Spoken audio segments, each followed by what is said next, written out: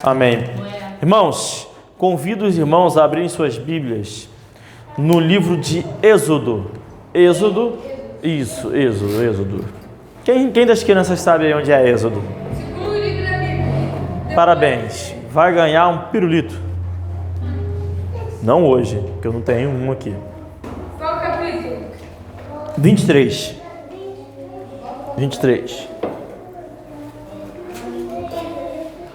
Êxodo 23. Tá, agora não. Êxodo 23.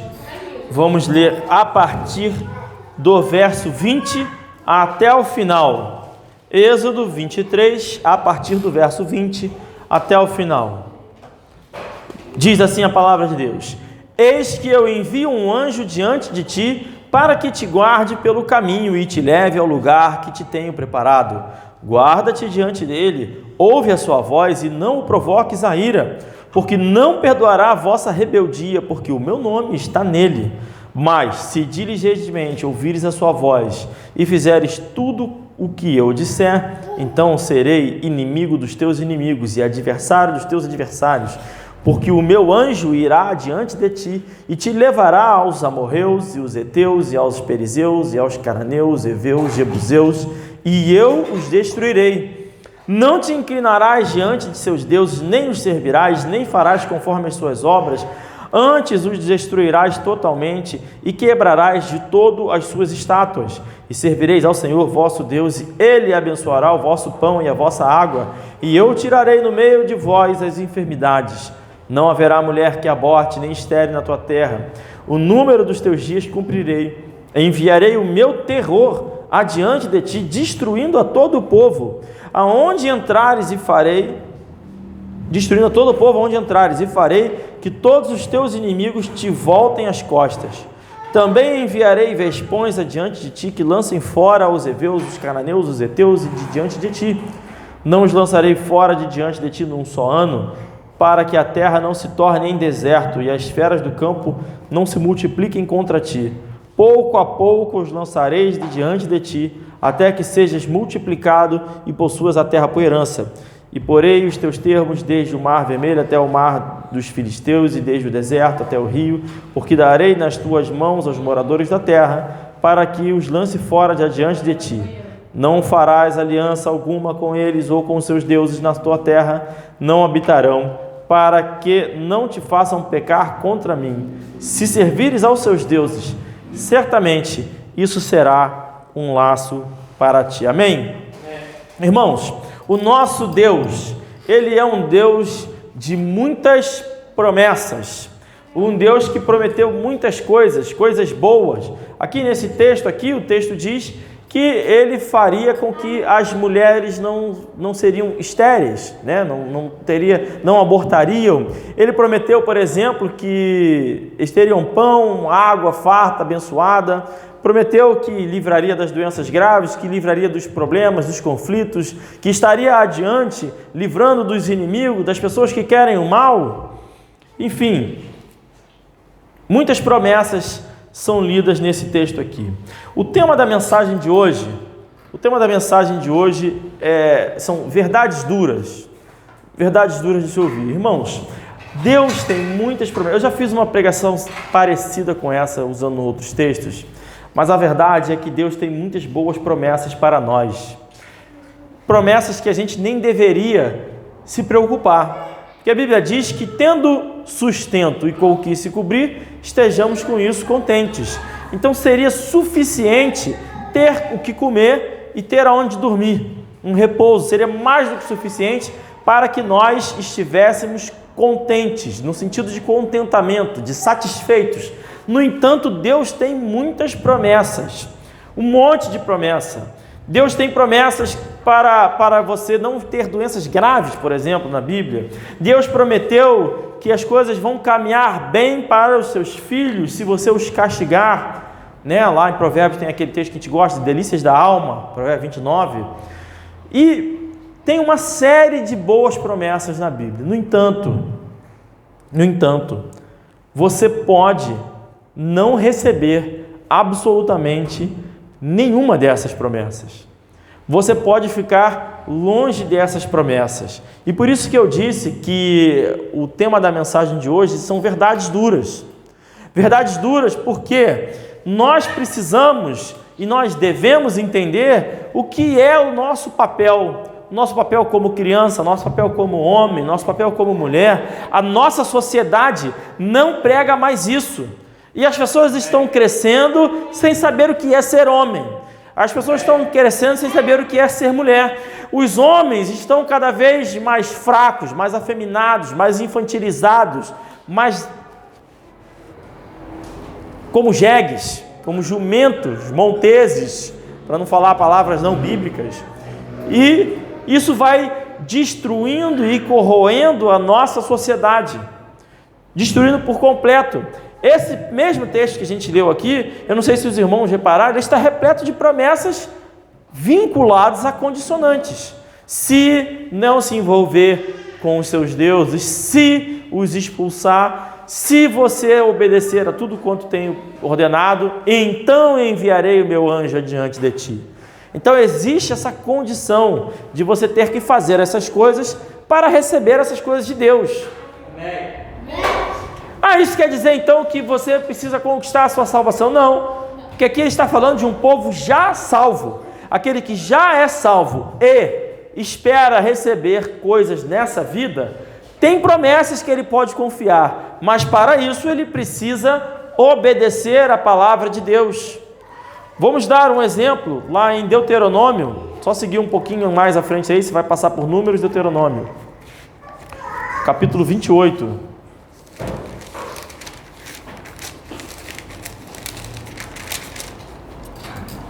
Deuteronômio, capítulo 28, a partir do verso 15, vai dizer assim: será, porém, que, se não deres ouvido à voz do Senhor teu Deus, para não cuidares em cumprir todos os seus mandamentos e os seus estatutos que hoje te ordeno, então virão sobre ti todas estas maldições e te alcançarão. Esse texto eu já li aqui algumas vezes, eu vou ler de novo. Diz assim, então, como que vai acontecer essas maldições? Se não der ouvido aos mandamentos do Senhor. Quais são esses? O que vai acontecer de maldição?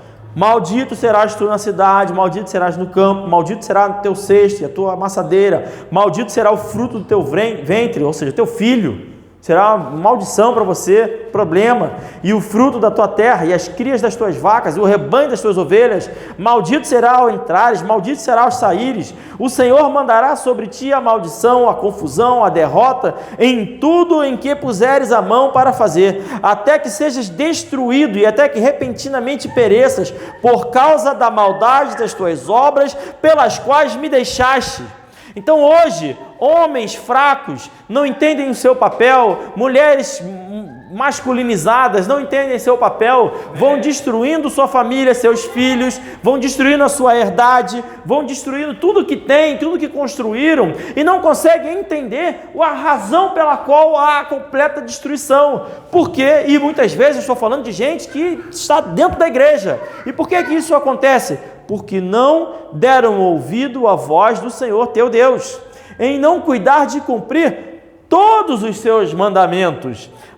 Continuando, verso 21, e fará pegar em ti a pestilência, até que se consuma da terra que possas possuir. O Senhor te ferirá com a tísica, com a febre, com a inflamação, com calor ardente, e com a secura, e com crestamento, e com ferrugem, e te perseguirão até que pereças, e os teus céus que estão sobre a cabeça serão de bronze, e a terra que está debaixo de ti será de ferro. O Senhor dará por chuva sobre a tua terra, pó e poeira, dos céus descerá sobre ti até que pereças. Enfim, uma completa destruição. 29, 28. O Senhor te ferirá com loucura e com cegueira e com pasmo de coração, e apalparás ao meio-dia como o cego apalpa na escuridão, e não prosperarás nos teus caminhos. Porém, somente serás oprimido e roubado todos os dias, e não haverá quem te salve. Desposar-te-ás com uma mulher, porém outro homem dormirá com ela. Edificarás uma casa, porém não morarás nela. Plantarás uma vinha, porém não aproveitarás o seu fruto.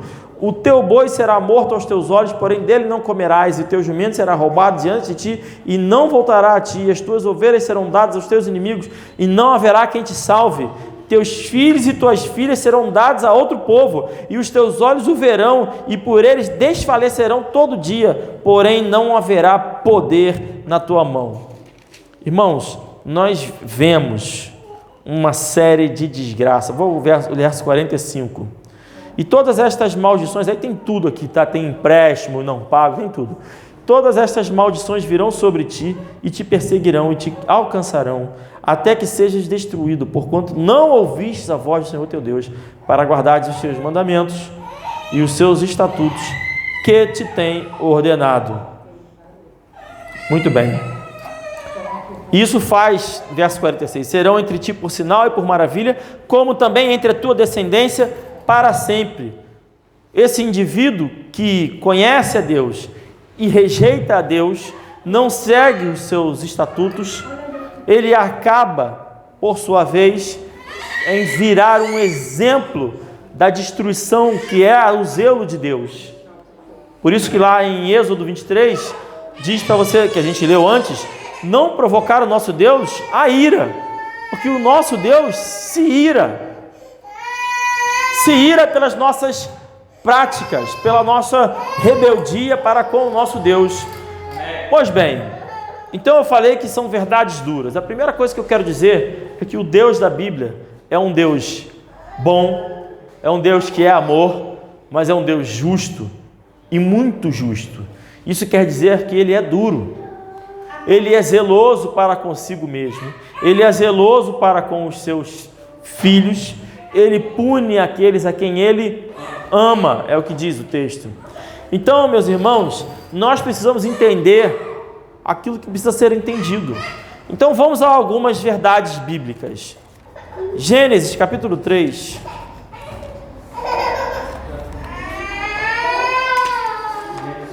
Gênesis capítulo 3.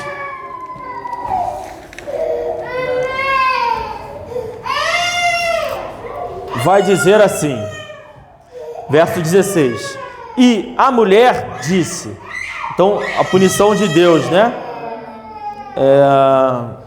A mulher disse, me perdi, multiplicarei grandemente a tua dor e a tua conceição, com dor darás à luz filhos, e o teu desejo será para o teu marido, e ele te dominará. E a Adão disse, porquanto deste ouvido à voz da tua mulher, e comeste da árvore de que te ordenei, dizendo, não comerás dela, maldita é a terra por causa de ti, com dor comerás dela todos os dias da tua vida, espinhos e cardos também te produzirá, e comerás a erva do campo, no suor do teu rosto comerás o teu pão, até que te tornes a terra, porque dela fostes tomado, porquanto és pó, e ao pó te tornarás. Irmãos, verso 20, e chamou Adão o nome de sua mulher Eva, porquanto era mãe de todos os viventes. Quando Adão e Eva pecaram contra o Senhor, Deus deu algumas punições, tá? E essa punição para a mulher foi por ela ter desobedecido, ou melhor, foi por ela ter dado ouvidos à serpente, que é Satanás, que convenceu ela a comer do fruto da árvore proibida lá.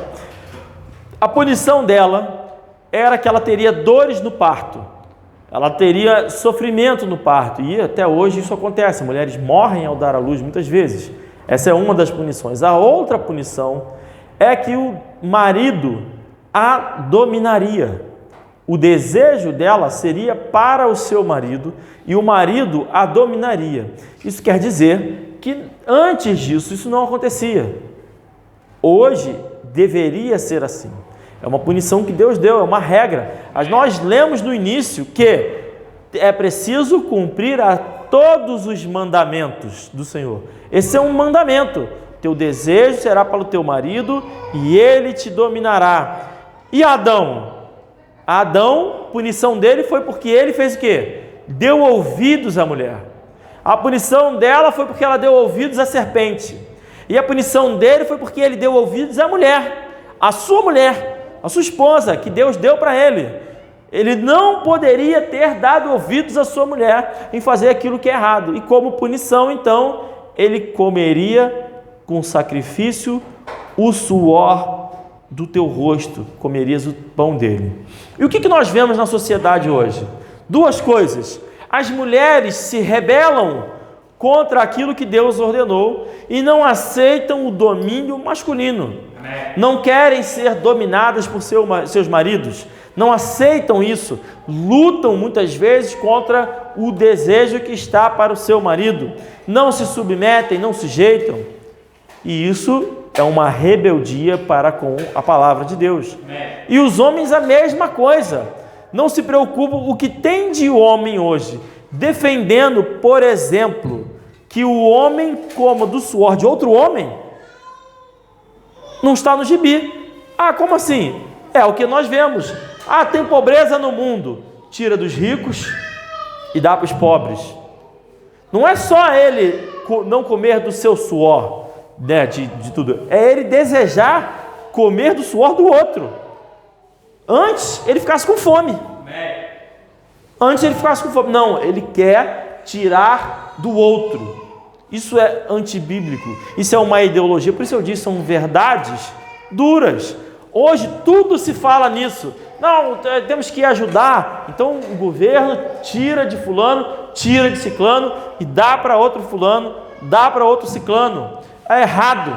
O governo não deveria ter autoridade para tomar recursos e patrimônio de ninguém, muito menos de decidir para quem distribuir. Por quê? Porque a Bíblia já determinou como isso deve acontecer. A Bíblia já ensinou como deve funcionar. Se você tem um campo, por exemplo, você não colhe nas extremidades. Deixa a colheita das extremidades dos seus campos de colheita para aqueles que estão famintos. Então, a regra de distribuição já acontece na Bíblia. Isso é um dos exemplos, tem outros exemplos. A regra de distribuição de recursos de um povo já está determinada pela Bíblia e não é impositiva por nenhum Estado, por ninguém. Hoje, os homens fracos que rejeitam a palavra de Deus defendem de forma clara que o homem se apodere do suor de outro homem, na ideologia conhecida hoje como comunismo, como socialismo, e que tudo é de todos, mas alguém controla tudo de todos. É uma ideologia satânica, herética, assim como toda ideologia. Não estou defendendo nenhuma. Toda ideologia que tem qualquer ideal já está errado. O certo e o ideal é a palavra de Deus. Amém. O ideal a ser seguido é a palavra de Deus. Então, esse é o primeiro passo. O homem tem que reconhecer o seu papel e dominar. Qual foi o que Deus ordenou lá no Gênesis? Que o homem governasse sobre toda a criação. Então, esse é o papel do homem: governar. Governar a sua família, governar a sua esposa, governar os seus filhos, governar a sociedade onde ele está, governar. Punir, ser tão justo quanto é, ou pelo menos impossível, mas o mais próximo possível daquilo que é determinado por Deus, com sua justiça. Mas ao invés disso, ele quer entregar o governo da sua casa, da sua família, ao Estado. Quando o Estado determina, por exemplo, a lei Maria da Penha, ou a lei antipalmadas, por exemplo, o Estado está assumindo o papel do homem. Ele está retirando a autoridade do homem de governar sobre seus filhos, por exemplo, e dizendo como deve ser esse governo. E não só está assumindo o papel de dizer como deve ser esse governo, como está assumindo o papel de punir em caso do cara não fazer, ou seja, está castrando o homem do seu papel de ser chefe de família. Ah, mas se você fizer isso, você vai ser processado e tudo mais.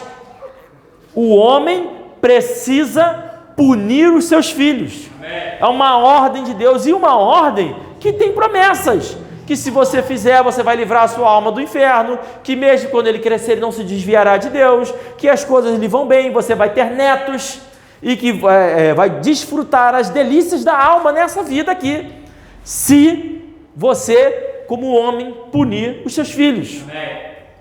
Mas o Estado entra como protetor, como provedor, e determina o que o homem pode ou não fazer, colocando o homem numa condição castrada e afeminada, de sujeição ao marido, que é o próprio Estado. Isso é errado. O único momento em que o homem tem a sujeição a outro é na palavra de Deus na Bíblia, porque nós somos a esposa de Cristo. Amém. Não a esposa do governo, não a esposa do presidente do Estado, de tirano qualquer.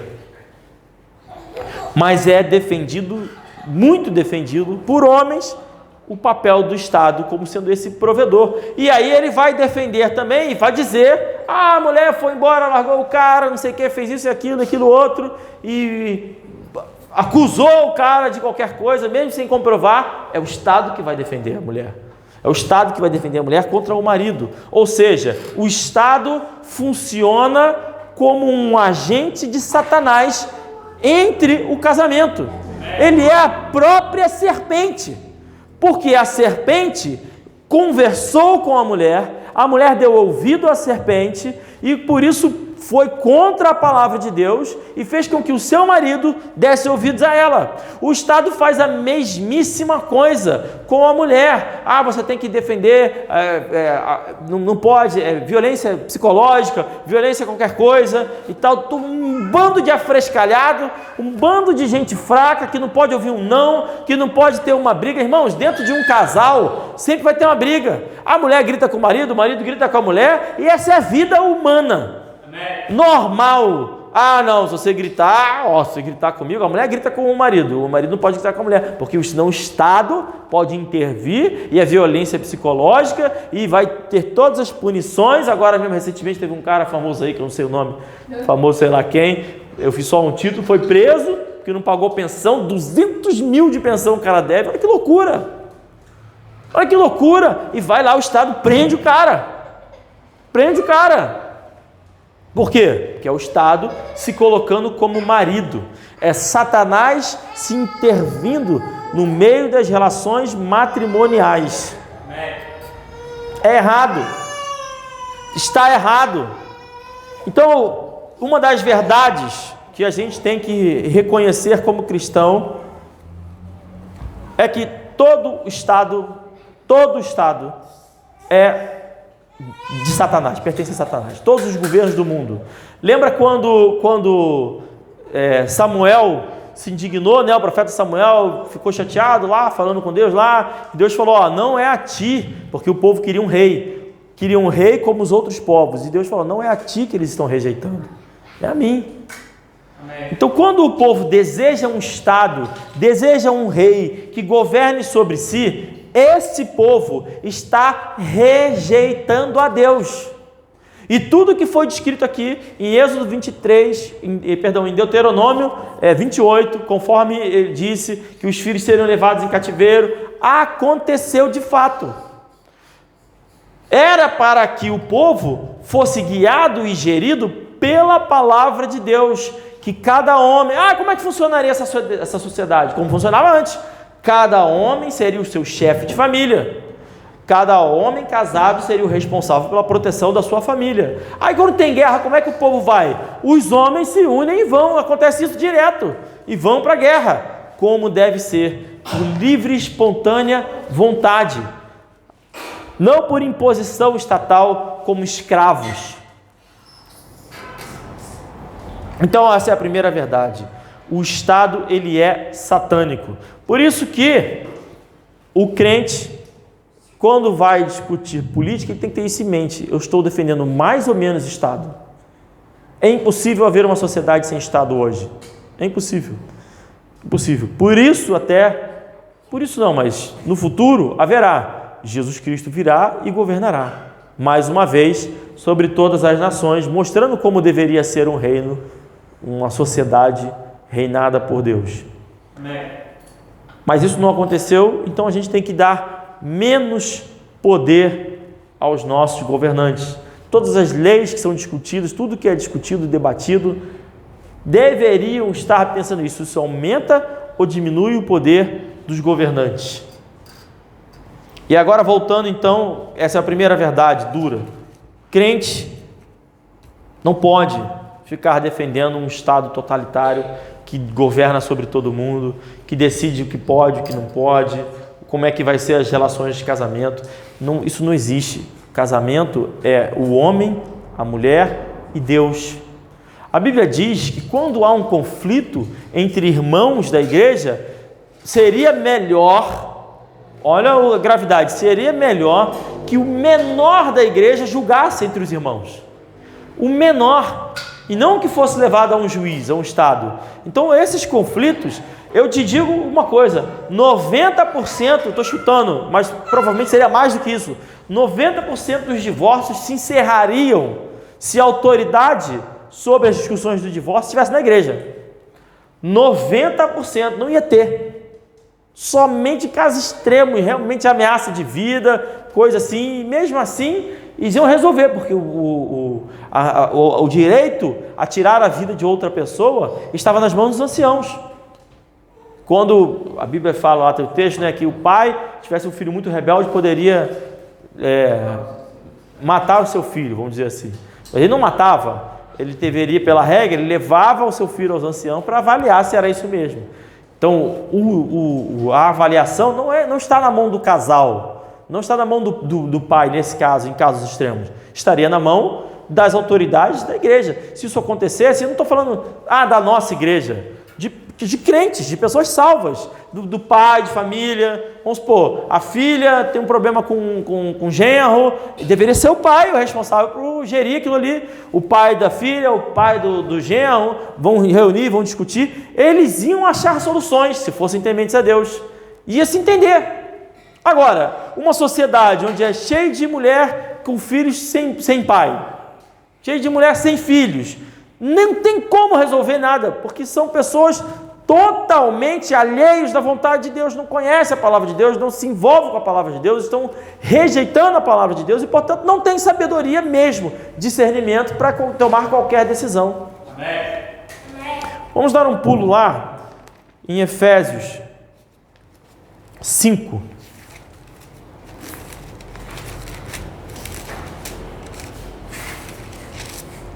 Efésios 5, 22 ao 26. Efésios 5, 22 ao 26, diz assim: Vós, mulheres, sujeitai-vos a vossos maridos como ao Senhor. Então, qual é a sujeição que a mulher tem que ter ao marido? Como se estivesse sujeita ao Senhor. Não é estar debaixo da mesma missão em pé de igualdade, é sujeição. Como se sujeita a um Senhor, porque o marido é a cabeça da mulher, como também Cristo é a cabeça da igreja, sendo ele próprio o salvador do corpo, de sorte que, assim como a igreja está sujeita a Cristo, assim também as mulheres estejam em tudo sujeitos a seus maridos. Vós, maridos, amai as vossas mulheres, como também Cristo amou a igreja e a si mesmo se entregou por ela, para a santificar, purificando-a com a lavagem da água pela palavra. Irmãos, o texto é bem claro.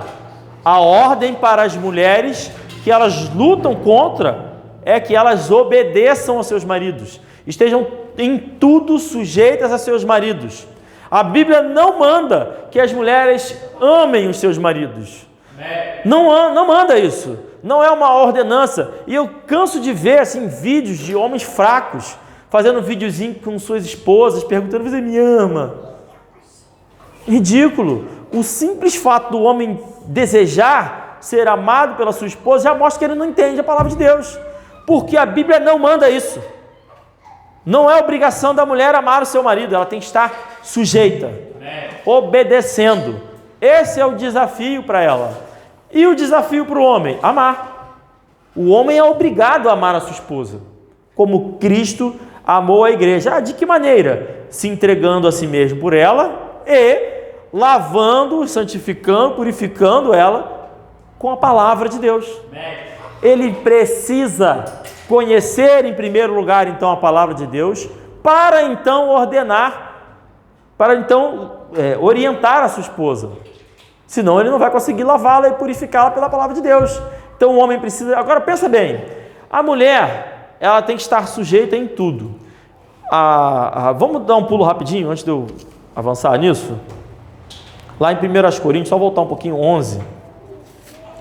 1 Coríntios 11, 13.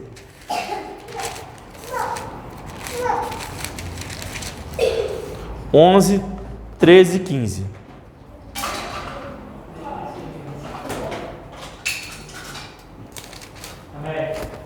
Diz assim: julgai entre vós mesmos, é decente que a mulher ore a Deus descoberta? Ou não vos ensina a mesma natureza que é desonra para o homem ter cabelo crescido? Mas ter a mulher cabelo crescido lhe é honroso, porque o cabelo lhe foi dado em lugar do véu. Isso é só um exemplo, como Deus usa a relação de marido e mulher e a relação com Deus como honra. A mulher precisa duas coisas: honrar em primeiro lugar e obedecer ao seu marido. Por que eu digo honrar em primeiro lugar? Por exemplo, nesse exemplo aqui, é desonra para a mulher orar descoberta. Ou seja, a mulher vai orar na igreja sem ser casada e autorizada pelo seu marido. Não pode. A Bíblia está dizendo que é desonra para ela. Aí vamos supor que ela seja casada por um marido não crente e vai pedir para ela raspar o cabelo. Aqui está dizendo que tem que ter o cabelo crescido. Ela, nesse caso, não precisa obedecer ao seu marido, porque primeiro ela precisa honrar o seu marido. O marido pode não conhecer a palavra de Deus, então ela tem que honrar o seu marido. Vamos supor que ele diga para ela: olha, você precisa se vender para ajudar nas finanças da casa.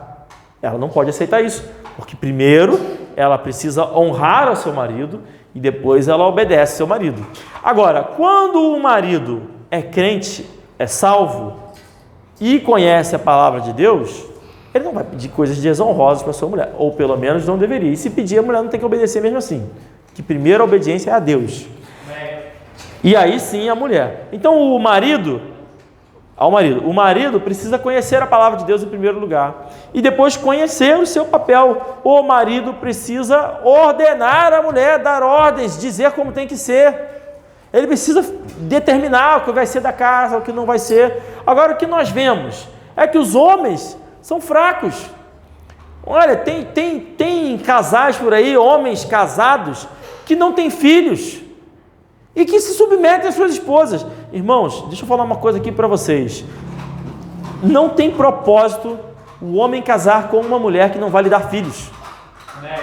Não tem propósito. Ele vai casar com uma mulher que lhe dê filhos. Para que ele está casado com alguém que não lhe dê filhos? Qual o sentido disso? Os filhos são presente de Deus, a herança do Senhor é uma bênção. A beira madre é uma das promessas de Deus para o seu povo. Para que vai casar com alguém que não vai ter filho, que não quer ter filho? Não faz sentido. Ah, mas ele não podia ter filho. Tudo bem, vai conviver com isso. Agora, se pode, tenha. É honroso, é uma honra para a mulher ter filhos. Salvar-se-á, porém, dando à luz filhos. Então a mulher precisa dar luz a filhos, precisa ter filhos no plural. O homem que quer estar sempre pronto para cumprir tudo que lhe é ordenado da palavra de Deus, ele precisa ter filhos no plural e ser casado com uma mulher só. Então ele tem que casar com uma mulher que lhe dê filhos no plural. Agora, o sujeito casa com a mulher não lhe dá filhos, ele não tem filhos e ainda se submete a ela. Tem muitos casos disso. O homem trabalha fora, faz as coisas, sustenta a casa, a mulher não trabalha e ainda chega em casa e tem que lavar a louça. Pode isso? Não pode. Está errado. O homem não pode lavar a louça. Irmãos, o homem pode lavar a louça, o homem pode cozinhar, o homem pode varrer, o homem pode fazer o que ele quiser. Ele é o governante da sua casa. No entanto, ele tem a sua esposa e é a sua ajudadora fiel, que a Bíblia diz, a ajudadora fiel. Então, o que ele vai fazer com a sua esposa? Vai utilizar. Se eu disser que ela não pode fazer uma comida, não pode lavar a louça do cara que chegou do trabalho, já está em casa. Os dois estão trabalhando, estão fora, o homem concordou, tudo certo. Aí vão conversar com aquilo aí. Mas ele vai determinar o que ele faz e o que ela faz. Então, as mulheres precisam estar sujeitas a seus maridos, obedecer ao seu marido e honrar o seu marido. Isso faz uma família saudável.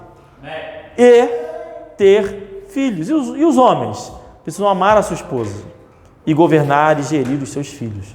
É o papel do homem. Eu canso de ver homens que falam para mim assim, por exemplo, não, eu mando para a escola e ele vai aprender lá na escola. Não, o papel do homem é fiscalizar, é ficar em cima, é ver o que está acontecendo, ver se está aprendendo, se não está aprendendo. O papel do homem é governar e gerir os seus filhos. Ele não entrega isso de mão beijada para o Estado, para o governo, para outra pessoa. Ele entrega isso para sua esposa. Aí sim, para aqueles que estão debaixo da sua autoridade ali. Do contrário, não deve fazer isso. Ele é o responsável pela sua família. E ele precisa amar a sua esposa como Cristo amou a igreja. É fácil fazer isso, irmãos? É claro que não. É claro que não. É curioso que para o homem ser sujeito é muito fácil. O homem vai para o trabalho, chega lá, tem o chefe dá as mais absurdas ordens e ele não fala nada. Ele fala, você vai fazer isso, vai fazer aquilo outro, vai fazer não sei o quê, vai ficar de hora extra. Os afeminados de hoje não, né? Vai fazer vídeo no TikTok para resmungar do chefe.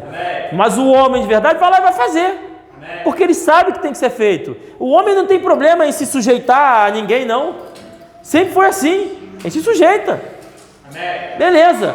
Mas ele tem dificuldade de amar a sua esposa. Ele tem dificuldade. Então ele tem que combater essa dificuldade. Ele tem dificuldade, porque a esposa às vezes briga demais, né? O texto diz que a mulher que briga demais, né? Que é rixosa, o homem acaba desejando ficar debaixo da goteira lá, fugir dela. Então ele tem dificuldade. Ele fala, eu não vou amar essa mulher maluca e vai embora. Muitas vezes acontece. No entanto, ele não pode fazer isso. Não pode. Se a mulher for descrente e ela quiser o abandonar, pode ir. Que vá. Separa, tá tudo certo. Agora, nós estamos chegando num tempo, irmãos, que alguns divórcios vão ter que acontecer mesmo. Eu sinto que cada vez mais isso vai acontecer. Mulheres estão programando golpes à torta e à direita. E a maioria descrente, não dão filhos aos seus maridos. Então, é preciso cuidar dos nossos filhos aqui. É preciso orientar as esposas, ajudar a escolher as esposas, os maridos, tudo. Porque virão tempos difíceis. Virão tempos penosos. A mulher tem que se apresentar ao seu marido casta, pura, inocente. Isso está acabando, irmãos. Isso está acabando. A mulher que não é casta, pura e inocente, ela está abaixo da prostituta. Amém. Abaixo da prostituta. Amém.